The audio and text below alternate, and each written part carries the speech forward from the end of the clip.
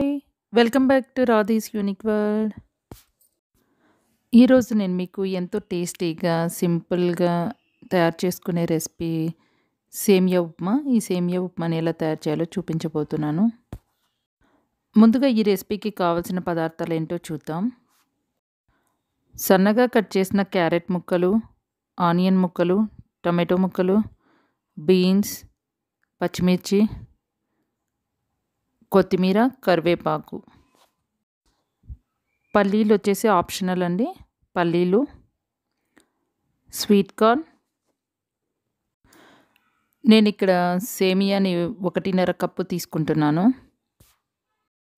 ఒక ప్యాన్లో కొద్దిగా ఆయిల్ వేసుకొని అందులో పల్లీలు వేసుకొని వేయించుకోవాలి. ఈ పల్లీలు వేగిన తర్వాత వేరొక బౌల్లోకి తీసుకోవాలి. అదే ఆయిల్లో సేమియా వేసుకొని వేయించుకోవాలి. ఈ సేమియా కలర్ చేంజ్ అయ్యే వరకు వేయించుకోవాలి.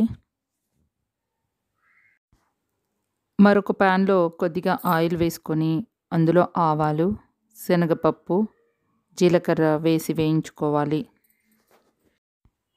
తర్వాత ఇందులో బీన్స్ ముక్కలు, పచ్చిమిర్చి ముక్కలు, క్యారెట్ ముక్కలు వేసి వేయించుకోవాలి.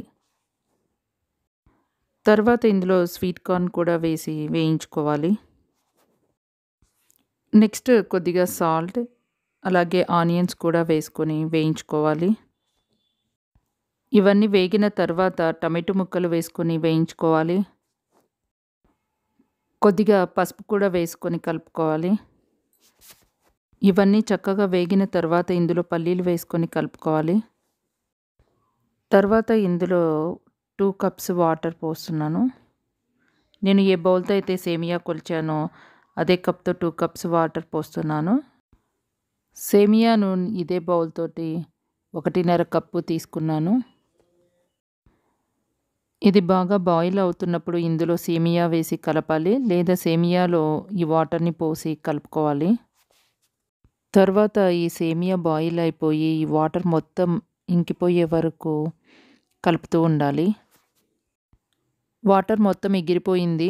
తర్వాత ఇందులో నిమ్మరసం పిండుకోవాలి. నిమ్మరసం మీకు నచ్చితేనే వేసుకోండి, ఇది పూర్తిగా ఆప్షనల్.